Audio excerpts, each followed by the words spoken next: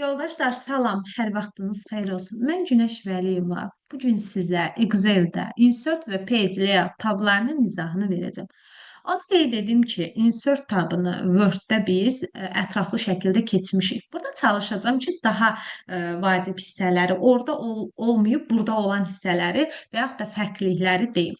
Deməli, insert tabında birinci hissə tables length qrupudur. Word-də də var idi table length qrupu.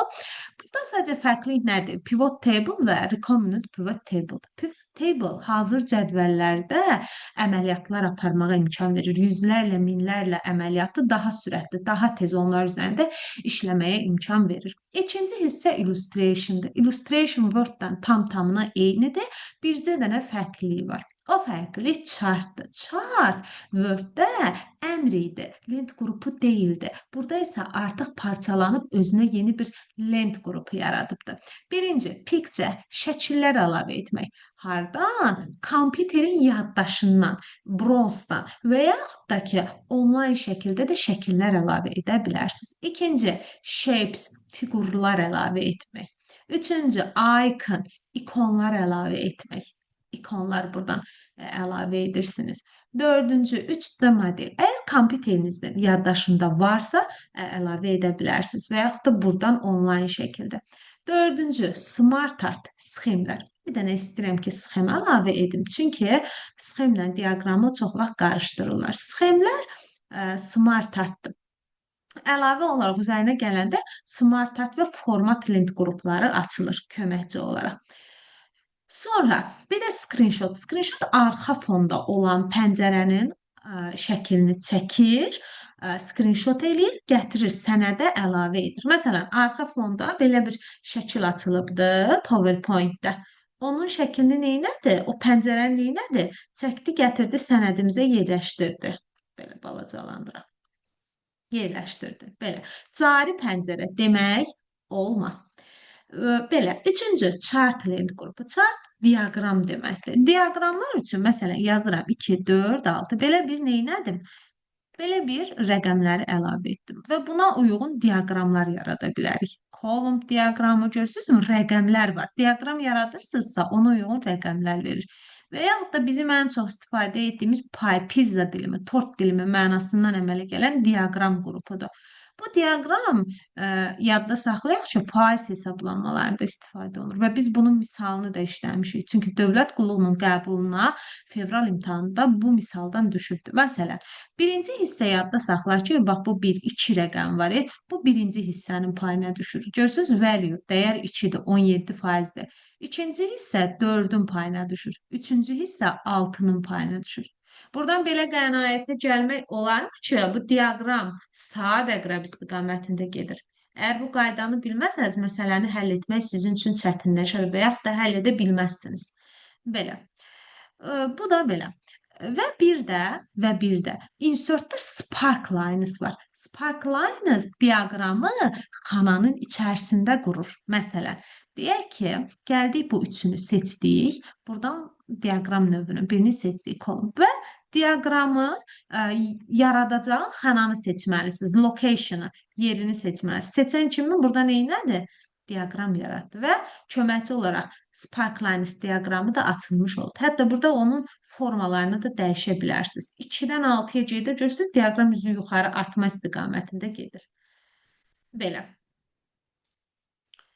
Sonra yoldaşlar, gəldik filters lent qrupuna. Fərqlidir. Filters Word-də yox idi. Filter. Bizim bildiyimiz A-dan Z-yə sort and filterdən fərqlidir. Necə fərqlidir? Fikir verin, datada A-dan Z-yə sort and filter var. Bu sətrə verilirdi. Bilirik ki, filter ancaq sətirlərə verilirdi və ya cədvəl içində. Sütuna heç vaxt filter vermək olmaz. Buradakı slicer and timeline. Timeline daha çox vaxt zamanla əlaqəli olan filtrasiyadır. Bu pivot table-a verilir. O böyük data modellərdə yaranmış pivot table-a neyniyir? Filtr vermək üçün istifadə olunur burada. Sonra yoldaşlar, link əlavə etməkdir. Word-də link fərqlidir. Word-də link necə yazılırdı? Yazırdıq ki, məsələn, Word-də yazırdıq linkdə bookmark idi, link idi, bir də cross reference idi, çarpaz istinad. Burada isə yox. Burada isə nədir? Ə, Orada isə sadəcə linkin özü var. Orada nə bookmark var, nə cross reference var. Sonra text length qrupu, text box mətn qutusu əlavə etməkdir. Burada fərqlidir. Burada üfüqi və şərqli mətn qutuları əlavə edə bilərsiniz. Məsələn, istədiyiniz tərzdə mətn qutusu əlavə edə bilərsiniz və əlavə olaraq shape format da açılmış oldu. İçərisinə də nəsə istəsəz, indi formasını fərqli verdik. Üfüqi və şaqlı formada olaraq. Sonra ikinci header and footer yuxarı aşağı sərlövhə Word-də neynidir? Word art dekorativ mətn deməkdir. Signature line imza xəttidir. Bir də object əmri. Object əmri Word-dən fərqlidir. Object əmri birincisi oydu ki, burada başqa bir office proqramını açmaq, OLE texnologiyası. Bax, məsələn, gördünüzmü? PowerPoint açdım. Çıxmaq istəyəndə 2 dəfə escape vurursunuz, yaratdığınız slayd gəlir bura düşür. Və ikinci Word-də nə idi? Word-də həmçinin bir dənə sənəd var idi. O sənədin sonuna başqa bir sənəd əlavə edirdiniz. Amma Excel-də bu yoxdur. Bu burada yerləşmir. Equation yenə düsturlar əlavə eləmək, simvol isə klaviaturada olmayan və yaxud da olan da götürmək olar. Çünki bəziləri yerləşir, onları əlavə etməkdir. Bu insert tabıdır. Mən çalışdım ki, insert tabını daha qısa bir vaxt ərzində izahını verim. Sonra page layout. Page layout Word-də yoxdur. Orada layoutdur. Page layout Excel-in özünə məxsus bir tabıdır. Burada yerləşir temas. Temas Word-də dizaynda yerləşir. Burada da dizayn olmadığına görə nə etməlidirlər? Ondan sonra gələn taba əlavə ediblər. Page layout-a. İkinci, page setup Word-də var. Scale to fit Word-də yoxdur. Sheet options Word-də yoxdur. Arrange Word-də olduğu kimidir. Word-də olduğu kimidir. Əgər orada yaxşı öyrənsəz, burada artıq onu öyrənməyə ehtiyac yoxdur. Birinci, temas temalardır. Nə bilim, fiqurlara və yaxud da smart artlara verdiyiniz, fiqurlara smart artlara verdiyiniz rəngləri dəyişmək üçün istifadə olunur. Yenə kalə rəng dəyişkənliyidir və yaxud da verdiyiniz mətn qutularının rəngini dəyişə bilərsiniz. Şriftlər içərisində olan şriftlərin formasını, effekt fiqur varsa fiqurun rəngini dəyişə bilərsiniz. Bu zaten fiqurlardan təşkil olunur. Məsələn, bunu seçsəniz, bunun formasını və s. dəyişmək üçün istifadə olunur. Belə. İkinci, page setup. Page setupda margins, kənar boşluqlar, orientation, albom və yaxud da portret formada olması, size, vərəqin ölçüləri, hansı forma qoyursan. Print area istədiyin yeri çap edir. Bu, Word-də page setup'ın içində yox idi. Məsələn, bu hissəni istəyirəm. Buranı seçdim, eləmi? Ctrl-P, yalnız neynədir? Bir dəqiqə, hə. Bir dəqiqə, print area istədiyimiz yeri. Niyə onu çapa götürmədi? Bir dənə baxım.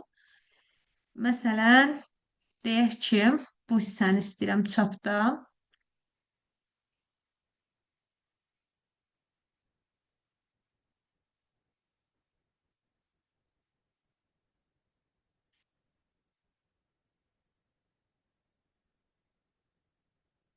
Hə, bu hissəni çapa verdi. Bəlkə bayaq screenshot əmr elədim əlimin altında, bilmədim. Və bu istənilən, bax, bu yeri çapa verdi. Print area, istənilən hissəni çapa vermək. Özü görürsünüz, bu hissə kəsintili forma aldı. Çünki çapda elə vermişdik, elə çıxdı. Break də kəsmək idi istənilən yerdən. Background arxa fona çoxlu şəkildə su nişanı qoymaqdır. Görək elə bir şeyimiz varmı arxa fona? Məncə elə bir şəklimiz yoxdur, risk eləməyək. Print tiles başlıqları çap eləməkdir. Məsələn, burada belə bir şey var. Ad, soyad başlıqlarını çap eləmək. Məsələn, burada gəlirsiniz print tilesa.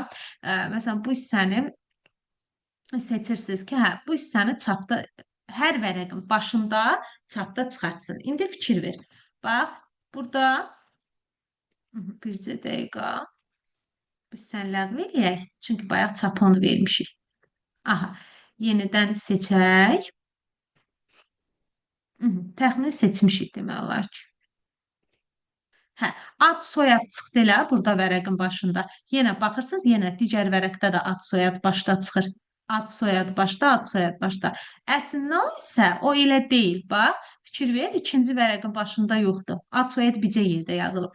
Yəni hər vərəqin başında, hər səhifənin başında istədiyin yeri yuxarıda onu çap eləyəcək, çıxardacaq. Belə.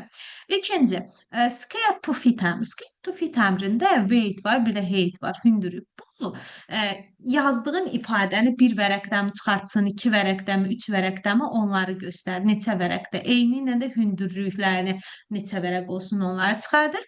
Bir də scale əmri var. Miqyaslı, amma zoom əmri deyil əziz yoldaşlar. Bilirsiniz nədir? Bu, vərəqi çapda çıxardarkən fikir verin. Bax, bu ox, qırıntılı ox işarələrini görürsünüzmü? Vərəqin miqyasını təyin edir. Yəni bu ifadə neçə vərəqdə çıxar, neçə səhifədə çıxar, onları təyin edir. İndi məlumatımız getdi o tərəfə. Məlumatımız daha çox olanda o bizim üçün daha vacib əmr sayılır ki, mən bu məlumatı neçə səhifədə çıxartmaq istəyirəm. Bu deməkdir. Sonra sheet options var. Sheet options vərəqi sol tərəfdən və yaxud da sağ tərəfdən göstərmək üçün istifadə olunur. Gradient tor xəttləridir. Print onun çapda çıxıb çıxmamağını istəyirsinizsə, heading başlıq verməkdir. Başlıq deyəndə təkcə sətirlərin başlığı ağlınıza gəlməsin. Həm də sütunların başlığından söhbət gedir. Print yenə çapda çıxıb çıxmamağı. Bu əmr sheet options əmri, yəni gradient and heading həm page layoutda var, həm də view-nun içərisində var. Bəs müəllim fərqi nədir? Fərq odur ki, orada print sözü var. Əgər sizin həmçinin çapda da sözü istifadə olunursa, o zaman siz page layout-u götürmüş olacaqsınız. Belə. Arrangement qrupu. Arrangement qrupu yoldaşlar, Word-də ətraflı danışmışıq. Fiqurları önə gətirmək, arxaya aparmaq, fiqur varsa seçmək, onları formalaşdırmaq, qruplaşdırmaq, döndərmək əmri üçün istifadə olunur. Belə.